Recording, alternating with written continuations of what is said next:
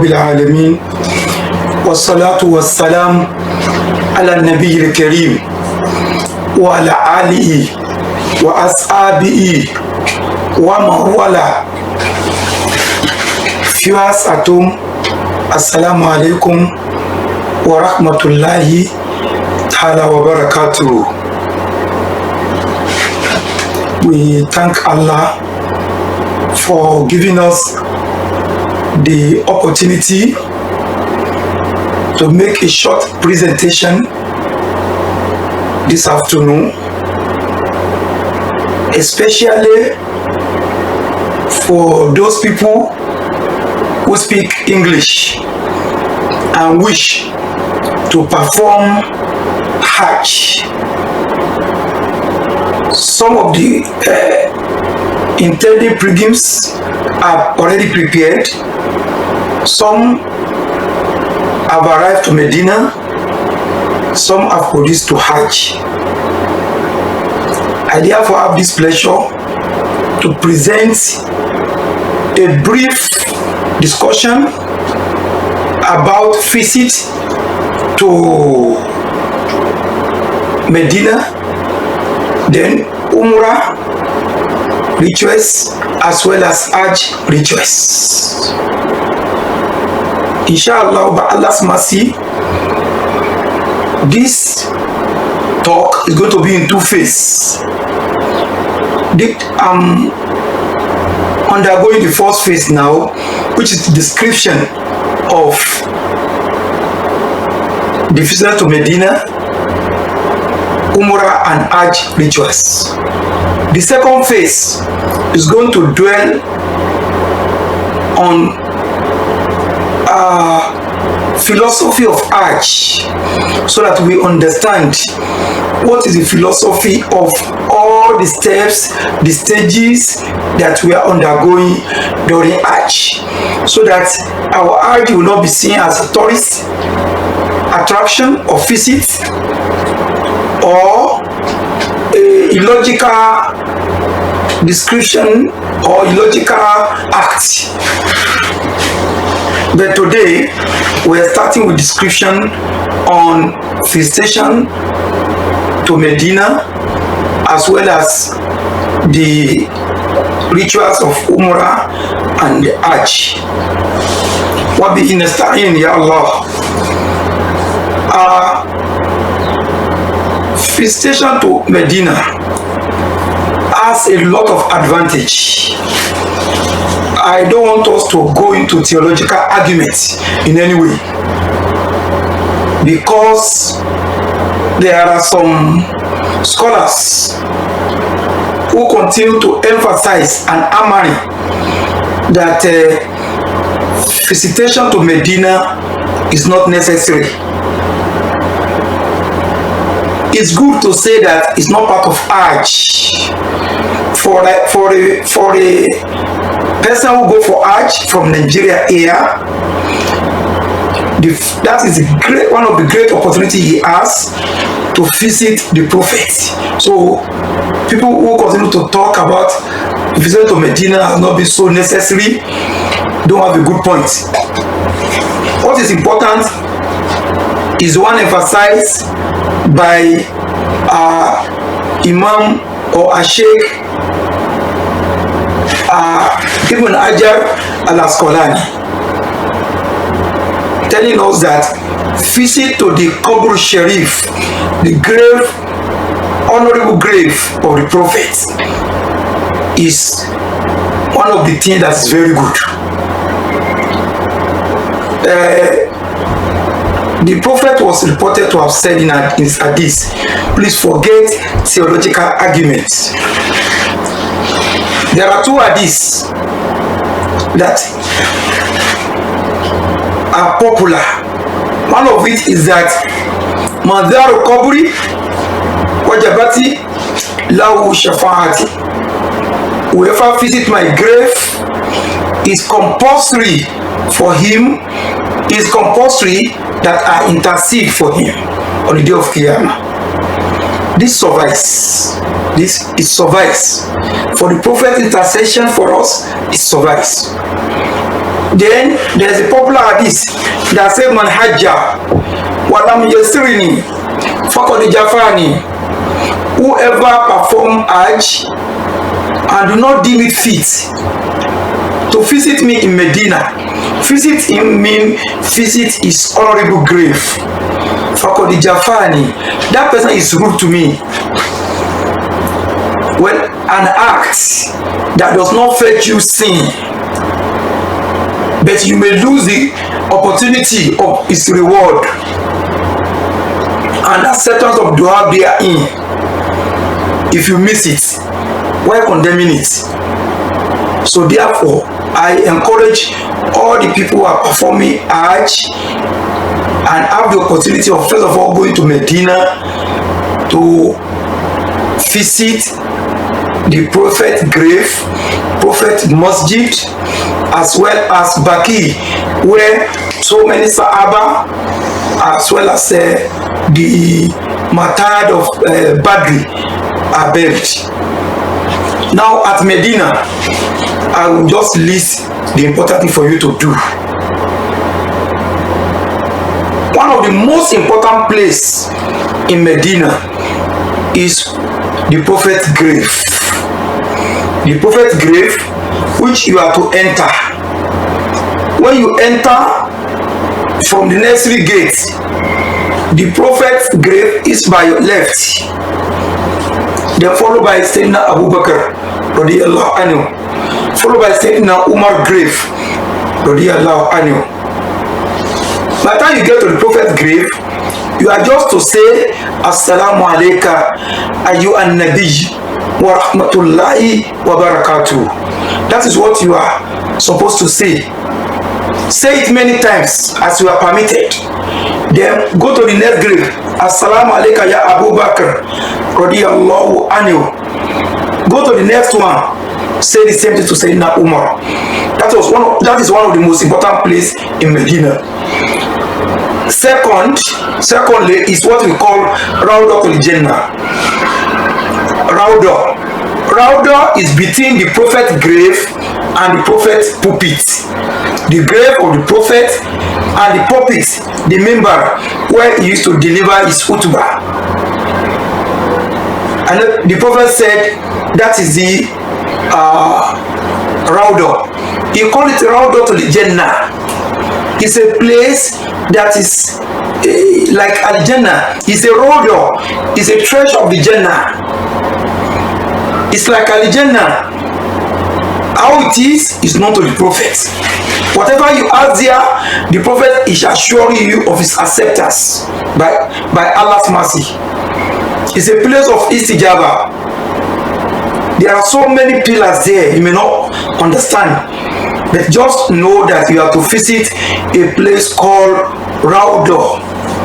The Prophet said, between my grave, he has already known where his grave would be, where he would die, and his member. And he has said, between my grave and my member is Rawdatul Jannah. So that place, you have to visit it as much as possible and make your dua there. Make your dua there. I pray that may Allah accept all the dua that we will make there. That is the second place. I want you to know that the place is distinguished from all other places in Medina with green rock. All other places has red rock. But Rawdatul Jannah, for the honor of the Prophet, it is always filled with green rock. You have to do a salatu to the Prophet there and then pray, seek Allah's assistance on your affairs in both worlds. That is the second thing you are supposed to do in Medina. Thirdly, you have to visit. It's very good to do ziyarah, especially the male. The female may not be allowed to enter. So when you visit the grave of Al-Badr Kiram, may Allah be pleased with all the Sahabas, radiyallahu ta'ala anhu. Then the grave of Sayyidina Usman, and some important, even Khadija, and all so many of the Sahabas. You see their grave there, and also some relative of the Prophet. You are just to go there and do salam to them. Do salam to them. These are honorable things for you to do. Just as you do salam to the Prophet assure you that he's going to return his salam. The salam you do, the Prophet will return. Do you know what the implication? That the Prophet return his salam to you. So the salam, the visit to the grave, and the prayers for the people at Baqi, that grave where the Sahaba slept is called Baqi, and all others. So you have to visit the place. So besides visiting that place, there are some places of historical importance, like the place of Badri. You are going to visit the place. Just take a taxi, say you are going for visitation. If they know that you are there for Hajj, they will carry you to all the places. They carry you there. You visit the Badri, the place of Badri, the mountain. You visit Masjid Qiblatain, that is the place where the Prophet was offering salat, and inspiration came to him that today you have been permitted to relieve yourself of facing Masjid al-Aqsa in Palestine. Now return and face Masjid al-Haram in Mecca. So you see the two. We call it Masjid Qiblatain. That is a masjid that has a mosque that has two Qibla, and some other places. So after that, your constant prayer at the Prophet Masjid is very much important.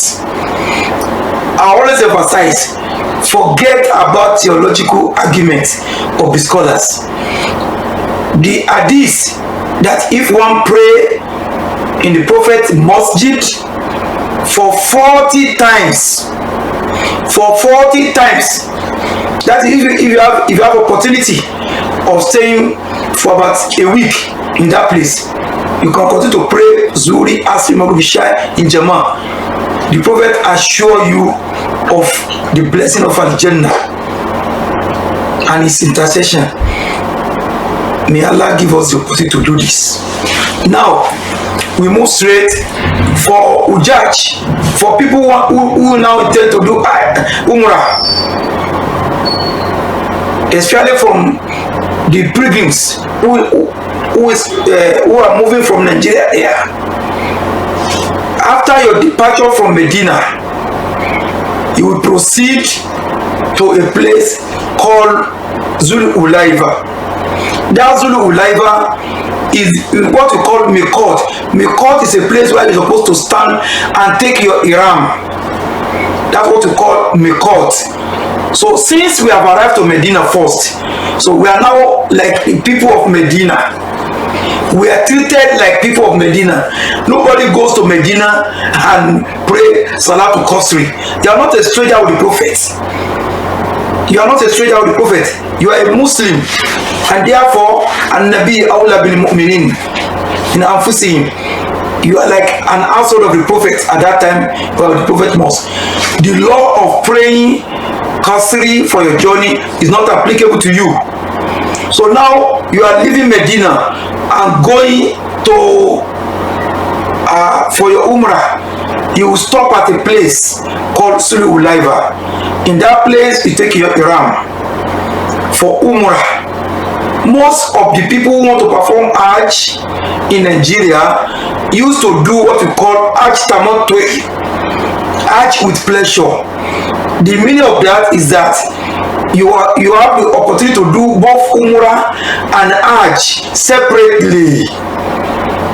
After doing your Umrah, you relax. Then when it's time for Hajj, you take your ihram again. That's what you call Hajj Tamattu. But now you are actually Ulaiva.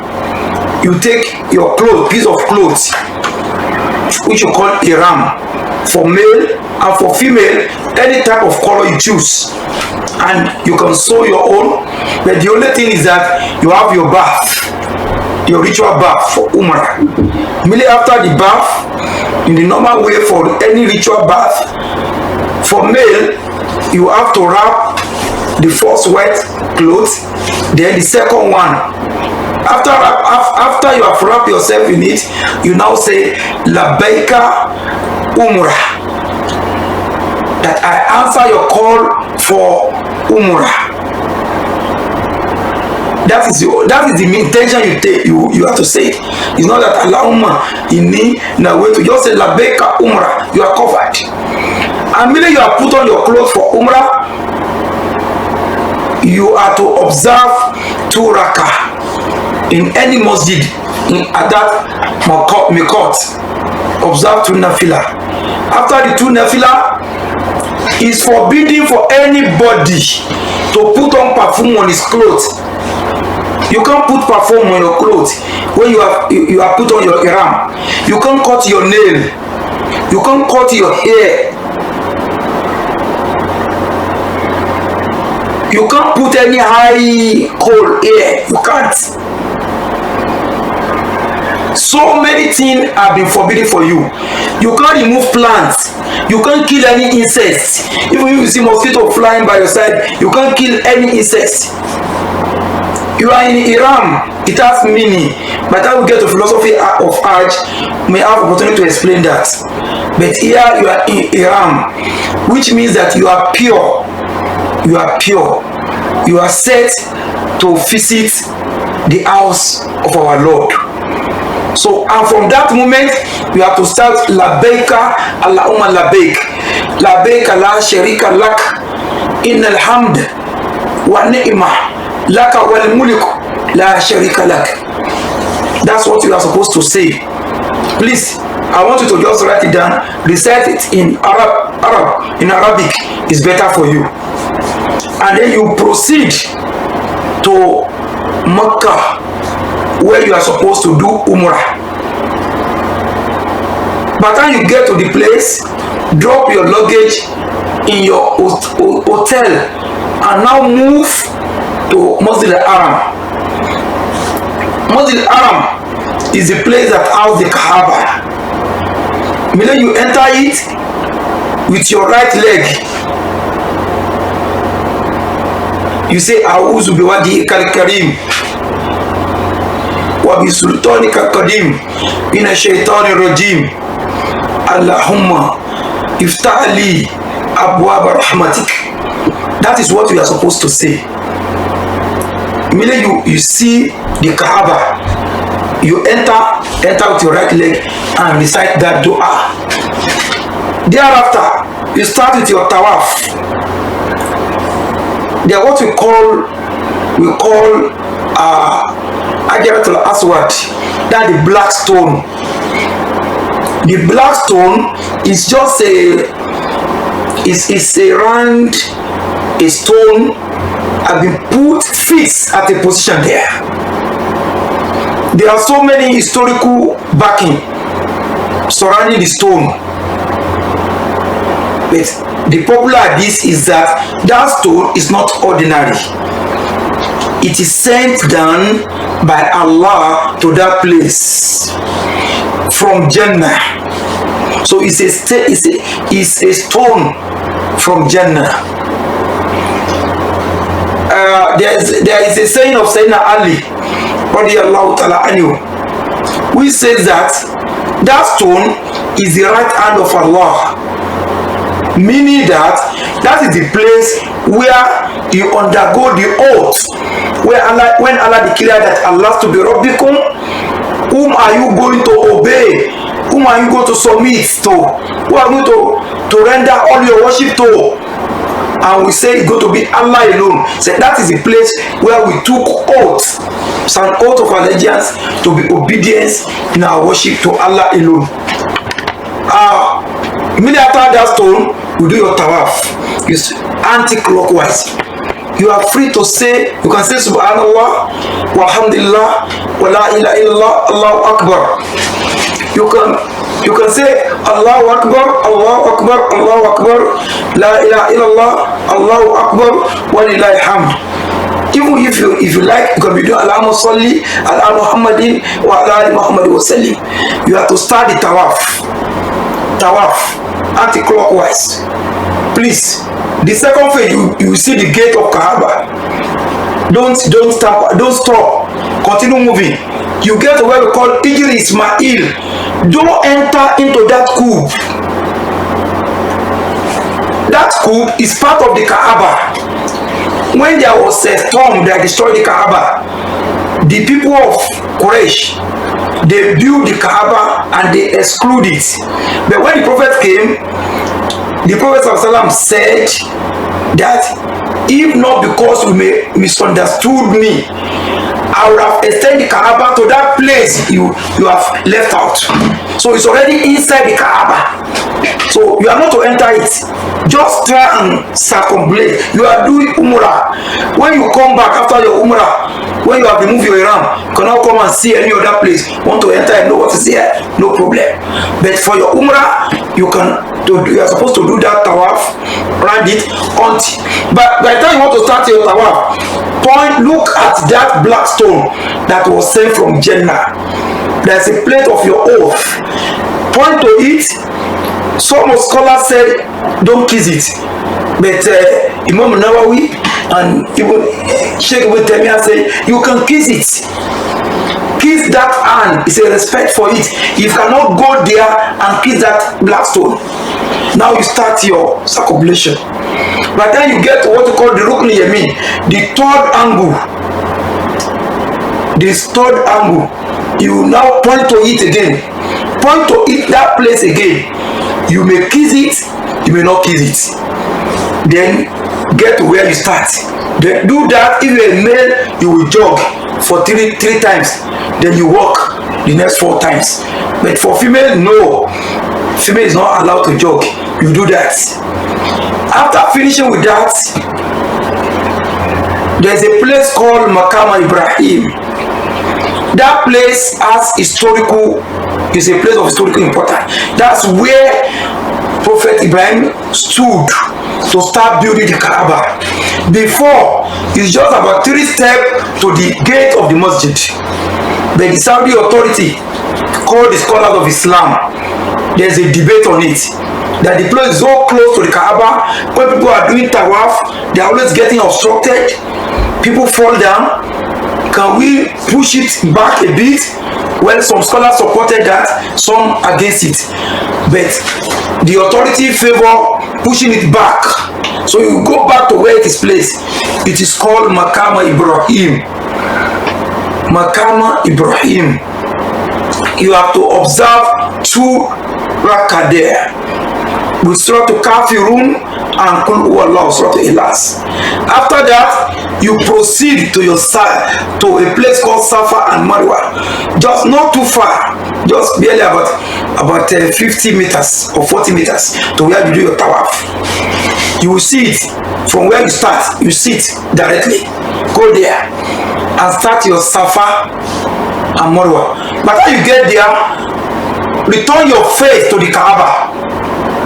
See the place where you start the Kaaba, where you start your tawaf, and now say inna Safa wal Marwata min sha'irillah faman ajal bayt aw tamara fala junaha alayh.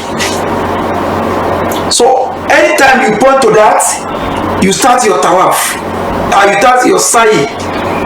At the sa'i, there's always a green place, a green light. When you get to that green light, you have to jog. Everything is of historical importance. By the time we get to the philosophy of Hajj, I'm going to give you explanation on that. But you have to jog in the green, where there's green light. When there's no more green light, you have to walk. You walk, go around, go to the place, up and down 7 times as well. Now, we are on Sayu. That is running in the Safa and Marwa. After doing that, you have to cut your hair. I said, most of us who are from Nigeria here, we are doing what we call Hajj Tamattu. That is Umrah separately from Hajj. So you have to cut your hair. If you are a female, just hold your hair back. Take the width of your finger and cut it off. Immediately after that one, you now come back to near the place you have done tawaf. You now come there and take water of Zamzam, which is of historical importance as well. So after taking the water of Zamzam, you are now relieved from Ihram. It means you can remove your clothes, all the condition that is attached, that you cannot cut your hair, and that you cannot cut your nail, that you cannot put perfume, that you cannot kill, you cannot remove anything. You have been removed from that. But I must stand there. I must give a note here that any female that intend to perform this Umrah, and by the time it get to Sulhu where people take Ihram, you now see, or she now sees her menstruation. That does not debar her from bathing and wearing her Ihram clothes. You will take her Ihram from the same place other people take it. That is at that Sulhu. But on getting to Mecca, he will not be able to do tawaf for Umrah until she's clean, because tawaf for Umrah is done inside the mosque al-Haram, and the female under menstruation is not allowed to enter it. So, but Mili is clean. He will take that ritual bath. It does not contaminate or invalidate the ritual bath for Iran, which she has already done at the Mikot before. It's just to get a ritual bath, which you call the Haidor, and then come wear her clothes and her Iran, the clothes she wore at that time, and start the is tawaf for Iran. So this is what we call Umrah. Amile, you have done that Umrah. The Prophet sallallahu alaihi wasallam, may Allah be pleased with him, has told us a lot about Umrah. He has told us that any Umrah that is performed, any Umrah performed, and also do from one Umrah to another, the Prophet has told us that kafaratun lima bainahuma, any of your sin will be clean, deleted, will be destroyed. It's as if you have not committed anything. Al umratu ila al umrah kafaratun lima bainahuma. Anything you have committed between one umrah to another umrah, it will be clean off. And that is the importance of Umrah. On this note, we are ending that of Umrah to start of that of Hajj. Wa sallallahu ala Muhammadin wa ala alihi wa ashabihi wa sallim.